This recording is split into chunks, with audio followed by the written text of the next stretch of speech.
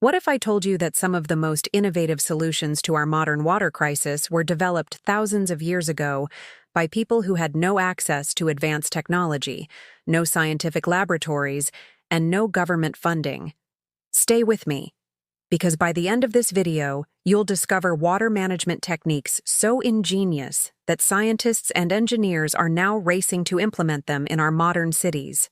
Right now, over 2 billion people worldwide face water scarcity. Climate change is making droughts more severe and unpredictable. Major cities from Cape Town to São Paulo have come dangerously close to running out of water completely. Meanwhile, we're spending billions on desalination plants and complex infrastructure, often overlooking wisdom that's been hiding in plain sight for millennia. Indigenous cultures around the world developed sophisticated water management systems that sustained entire civilizations through droughts, floods, and climate variations that would cripple our modern cities today. Let's start in the heart of the Atacama Desert in Chile, one of the driest places on Earth. Some areas haven't seen rain in over 400 years, yet the ancient inhabitants thrived here. How? They became masters of fog harvesting. The coastal indigenous communities noticed that fog rolled in from the Pacific Ocean each morning, and they developed an ingenious system.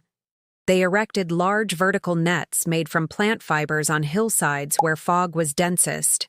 As the fog passed through these nets, tiny water droplets would condense and trickle down into collection channels.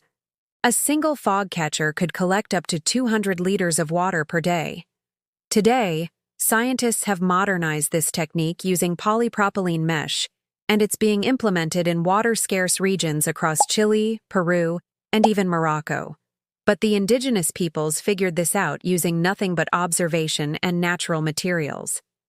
Now let's travel to the Australian outback, where Aboriginal Australians developed an extraordinary understanding of water in one of the harshest environments on the planet. They didn't just find water, they read the landscape like a book. They knew that certain trees, like the desert oak, only grew where underground water sources existed.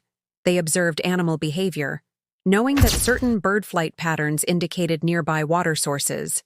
They understood that digging near the base of certain rock formations would reveal water seeps.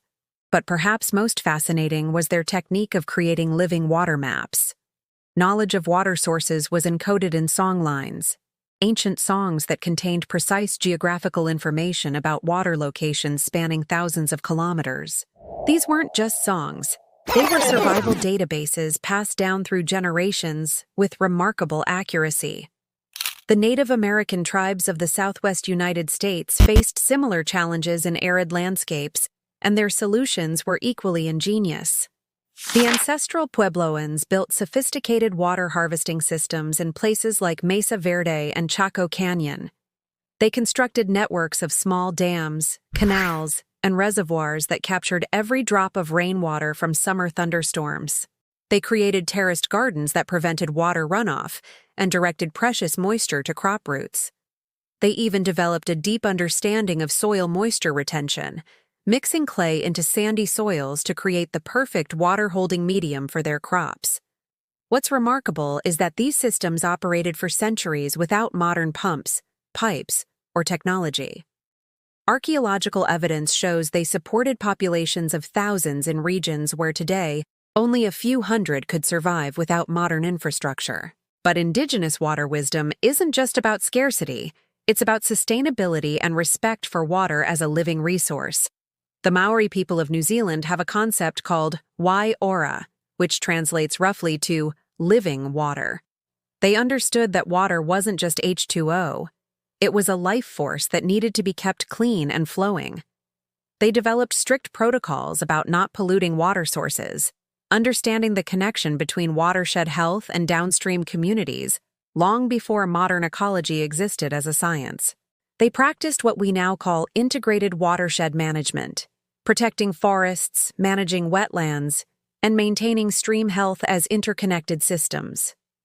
Western science only caught up to this holistic understanding in the last few decades. In India, the traditional stepwell systems represent another masterpiece of indigenous water engineering. These weren't just wells. They were inverted pyramids of stairs descending deep into the earth, allowing access to groundwater even during severe droughts. The steps provided shade and cooling, creating microclimates that reduced evaporation. The architecture was designed to collect and store rainwater during monsoons, recharging aquifers naturally. Some stepwells in Rajasthan and Gujarat are over 1,000 years old and still functional today. During recent droughts, communities that maintained their traditional stepwells fared significantly better than those relying solely on modern borewells that had run dry. The Zuni people of New Mexico developed waffle gardens, a water conservation technique so effective that it's now being taught in permaculture courses worldwide. They created small gridded depressions in the earth, each square slightly lower than ground level and protected by raised borders. This design captured rainwater, reduced evaporation, and created microclimates for different plants. A single rainfall could sustain these gardens for weeks, providing food in a desert environment receiving less than 10 inches of rain annually. Modern farmers are now rediscovering these techniques as climate change makes traditional agriculture increasingly difficult. In the Andean highlands, indigenous communities developed intricate systems of canals and amunas, pre-Incan water channels that directed seasonal runoff into permeable mountain soils.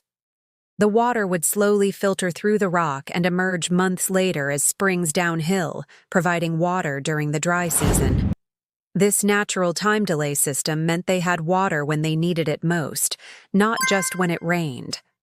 Scientists studying these ancient systems found they recharged aquifers far more effectively than modern artificial recharge basins. Peru is now investing millions to restore these ancient water highways. The Bedouin tribes of the Arabian Desert developed extraordinary techniques for finding and preserving water in seemingly impossible conditions. They created underground cisterns with narrow openings to minimize evaporation, understanding that surface area exposure was the enemy of water conservation. They collected dew using specially arranged stones that would condense moisture overnight.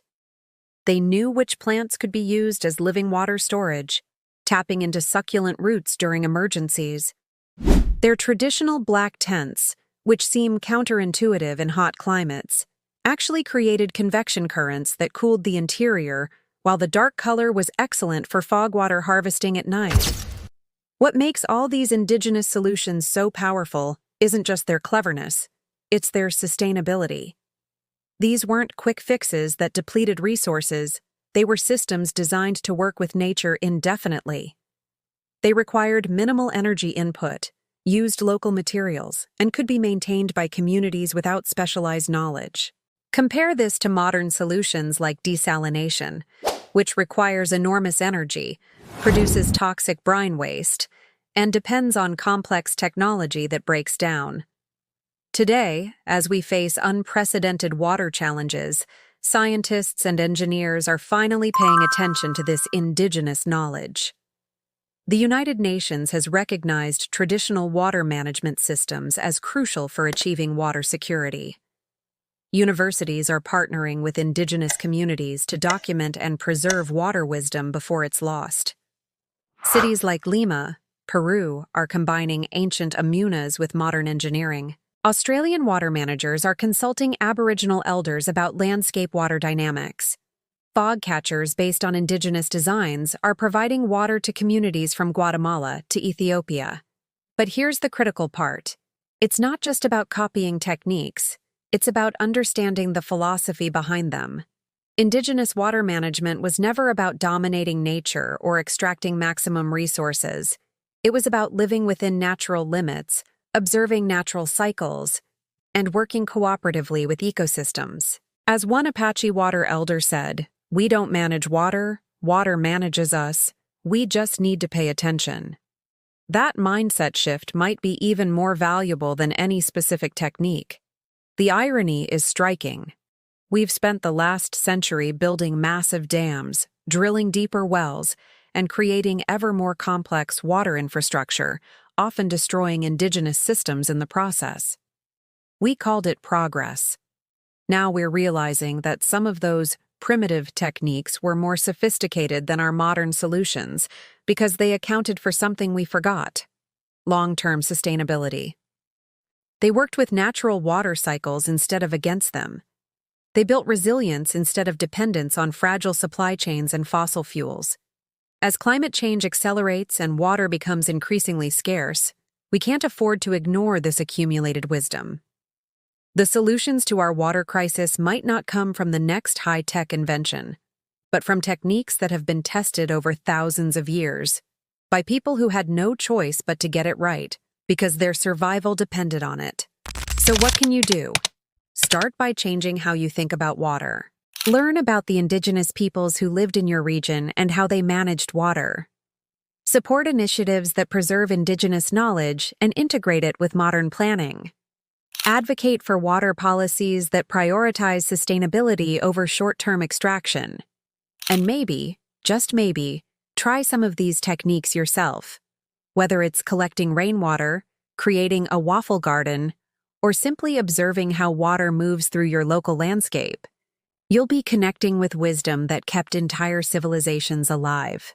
The next time you turn on a tap and water flows effortlessly, remember that this convenience is historically abnormal and possibly temporary. The indigenous cultures we've discussed didn't have that luxury, but they had something perhaps more valuable: a deep understanding of water that allowed them to thrive in places where we would struggle to survive. That knowledge isn't ancient history, it's our future. If this video changed how you think about water, drop a comment below and let me know which indigenous water technique fascinated you most. And if you enjoyed this journey through the curious route, hit that subscribe button because we've got many more stories about ancient wisdom solving modern problems. Thanks for watching, and remember, sometimes the way forward is to look back.